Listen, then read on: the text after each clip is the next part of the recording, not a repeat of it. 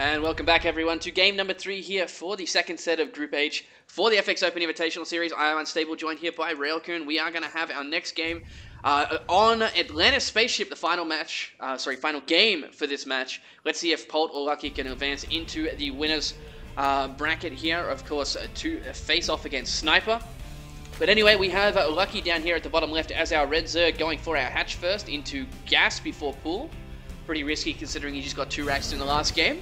But of course he does see that what's going on up here in the main base. I mean, he's just metagaming him. That's the type of thing where you do the 2 racks and then it's game 3 and he's just saying there's no way you're doing that again.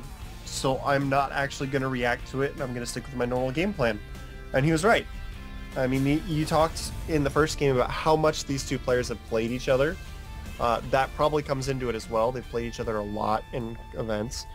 So he's a little bit more confident in that metagaming as well. It's like, I don't think you're going to do that in game number 3. And I don't think you're going to do it 2 games in a row. But that's one of the reasons why in Brood War, Boxer bunker rushing 3 times in a row and winning was such a big deal. Because every game is like, there's no way he's doing it again. And he did it. Yeah, and we do see the extracted in the main base. Just frustrating for Polt yet again. But at the same time, Lucky has so many options available to him, and with this map being much larger, it's interesting that Lucky would pick this map, simply because he likes those mid-game attacks. It's going to be difficult for him to pull those off on this one. We got the extra double barracks coming down here for Polt, as well as he's finally cleaned up that extractor. So yeah. Yeah, I'm looking at this map, trying to figure out why, because like you said, it's a big map. The third base is a little bit further away than a lot of the other maps as well. So it can be difficult to defend. I mean, the only thing being is that it's a big map. That 4th base is really juicy if you can secure it, but a lot of the Terran players have learned that, and as we saw earlier, they really focus on making sure a Zerg player can't secure this base. So I would just assume that Lucky has something up his sleeve for this map, unexpected. I remember that some players really like to focus on a map that's generally considered bad for them in a certain matchup, so they learn it really well, and then they can catch people off guard with some really dynamic strategies. Yeah, that's very true. At the same time, let's have a look here. No factory just yet for Polt. He doesn't have the gas, as he just did start stim first instead. So he's going to be very prepared against any kind of early attacks. He's actually sending 3 Marines across the map, probably just trying to keep Lucky honest here. But he's going to have enough Queens to repel any kind of poke forward. And everyone seems to like this Overlord position here on this map. Just sitting on top of this this vent here. There's the 3rd base coming down from Lucky. Baneling Nest as well. And yeah, it's kind of odd that it's in the middle there, because you'd figure you'd want it either farther up to the left or farther down to the right. But he did see the Marines walking by, so hey, it works out. And he's going to be able to... Well, he doesn't really have any units besides the Queens. And... Oh, he has a few Zerglings that popped out, so he can send a Queen and the Zerglings, but Polt is actually expecting that there's units to defend, so he's just trying to scout and see if there's an expansion. I think you saw that hatch? Yeah, he did. Doesn't want to risk losing the Marines, though, not wanting to give those away, because it's Lucky. He's going to assume there's more units than 4 Zerglings out on the field. Yeah.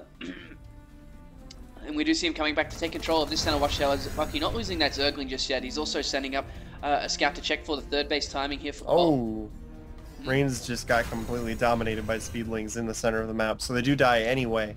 And, I mean, that's what he was expecting was going to happen if he showed the Marines at the 3rd base. And the starport's almost done here for Polt, but he's putting that onto a starport, so we're probably just going to see some quick medevacs with the stim pack, try and be mobile on the map with some drops, and just apply the pressure that way, because it's a big map. He doesn't want to be moving his army around and getting caught off guard by Speedlings.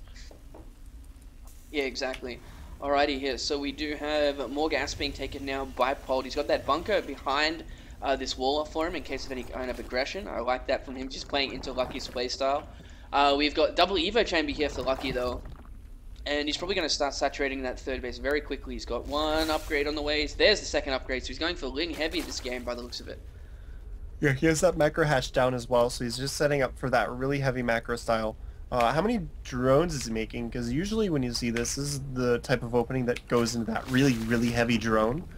So this could be Lucky metagaming him a little bit, like I was talking about earlier. You assume Lucky's going to make a lot of units in the mid game, so you play a little bit safer. And actually right now he's just droning really hard. He's at 60 with 10 more on the way. He's going to be up at 70 in a second. So yeah, he's actually going into the heavy drone style, just throwing a wrench into the gears.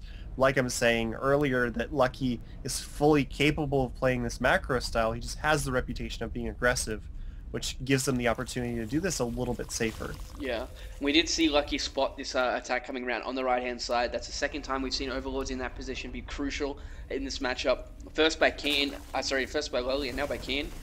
Oh my god, Lowly versus Keen, we saw it.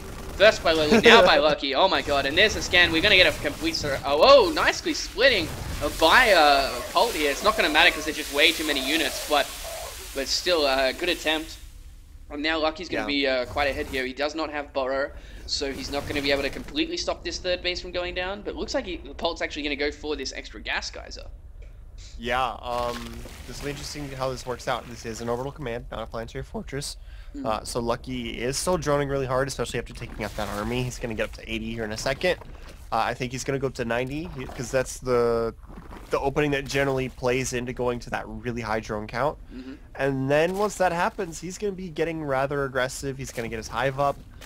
Without a planetary fortress here, this could be rather difficult to hold. So I think Polt's just going to try and mine from this as long as he can until he has to give it up. Yeah, that's very true. He's also making a missile turret there in case any mutas come through. Let's just have a quick look at his vision. Did he see that spy? No, he's just being preemptive with it. Bangling speed and +2 on the way for Lucky's Zerglings. And this is playing into a very different style. Polt hasn't been able to do any damage whatsoever on this map.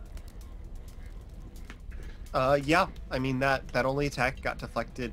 He didn't apply more pressure early on because he was assuming that Lucky would have units, and by the time he did, Lucky did have units because he saw them with the Overlord. So, well, like you're saying, this Overlord over here, it keeps catching all these people trying to be sneaky around the watchtower. I wonder how long until people start going up along the top side to avoid that. But well, if you go around the top side, you can't really come in anyway because it's always going to be creep. So it's a nice spot. But we also have 9 mutas on the way now for Lucky. He's not actually upgrading them, so he's probably just going to be for map control. He's still got his Zergling down here at the third, but looking at his vision, he doesn't know about this base here. He's got to assume something's going on though. Yeah, I mean, the mutas are probably going to pop out, and they're probably going to check there relatively fast. He's building the refinery onto the Rich Geyser first, and he does have 4 SCVs on this. I think 4 creates a slight gap, but it's a very, very slight gap. It's close enough to optimal mining that it's good enough with that Rich Geyser. And he's got another factory finishing up in his natural as well, and a bunch more barracks and a command center at home as well. So he's going to be putting a command center onto that third soon, which will be his 4th base. Here comes the mutas flying into the main though, and we'll see the missile turret, but there's only the one, so he can harass all these other buildings. Oh, he's going to be able to force a cancel on this, I think. It's going to be very, very close. Lucky might choose to sacrifice a few mutas for it. No, he doesn't. He decided to back off instead. But Lucky's now on 4 bases compared to the 3 here for Polt. And Polt hasn't taken advantage of these extra gas just yet. I'm surprised that Lucky hasn't dropped an infestation pit and started to work towards the hive yet. That's generally what you see with this strategy. He's actually making a large, and I mean a large number of banelings right now. Well, that's what Lucky does, man. He doesn't go to hive. What are you talking about? Yeah, he's got 44 banelings in production with 32 done. I mean, just look at the baneling count. 61, 62 banelings. Oh my god, 117 Zerglings and 10 mutas. That is many Zerg. Yeah, but here we go. He's going to roll into it now. The tanks are nicely split here for Polt, but there's just so much stuff here. And he's coming in from the south as well. The banelings rolling straight the way through everything. The Zerglings are going to follow things up here.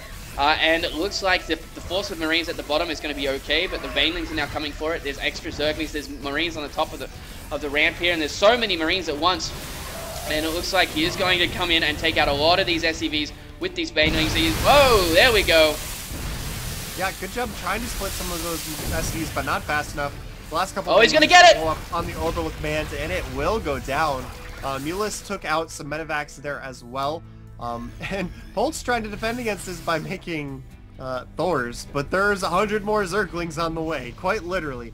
I don't think the Thors are going to do well against that many Zerglings, and there were a lot of Marines taken out. So if he continues to act aggressive with this, not let up the pressure, this could work out pretty well. 26 more Banelings on the way, as well as the Hive. He's got that 4th base done. He can go for the triple gas geyser and be in a really, really good spot. This is one of the unique things to this map, is that he can be throwing a lot of gas and be being aggressive, and if he has this particular 4th base, then it's not gonna bite him as much. He can still be teching while doing it. Yeah, well, he is up 45 supplier at the moment. He's up a base, technically 2 bases, but his Polt has just remade that orbital here. And Lucky's just going to go for another attack again. We see this all the time. Like, it really comes down to Lucky sometimes doesn't do as much damage as he needs to with the attack, and then he just instantly falls behind. But he's going to go for it again. Does see a lot of these units. He's going to catch all these tanks on siege as he is going straight for it. There's just so much stuff. That's not enough units. Like, he needs to preserve these Banelings for the Marines, which he lost a lot of them to the tanks there first. I think he probably should have gotten a full surround and all his mech units with the Zerglings and held the Banelings back. Probably would have done a bit better, because he could have taken out all of those units with the Zerglings alone. Yeah. But, you know, he's in a pretty good spot economically. He's got a 5th base on the way. Yes, a 5th base. And well, he's finished Hive now as well, and now he's putting spine crawlers pretty much everywhere by the looks of it, just to stop any kind of drop harass. And he's just so far ahead at this point. I think the next attack's just going to cripple and kill Polt. That's yeah. He needs to control it a little bit better. That last one wasn't the best, but he's just remaxing on Zerglings, Banelings. Once he starts, you know, actively mining from his 4th and 5th base, he's going to be in a much better position economically. But the Mutalisks, he hasn't really put a lot of money into the Mutalisks, but look at the Muta count. It's still 10. He has not lost a single Muta yet. So just the fact that the Mutalisks are still alive is forcing Polt to have to play a little bit more defensively, and therefore it's helping him out quite a bit. And here we go. He's going to go for it yet again. And the tanks are... Oh, whoa! Why did he unsiege there? That is just going to be cleaned up. That was the pretty much game-ending mistake right there. Now Lucky's going to clean everything up. That is going to be GG in a second. There's nothing Polt can do about it. And GG, there it is. So Lucky will go on into our final match here to face off against Sniper. We'll be right back after a quick 2-minute commercial break with that game. Stay with us.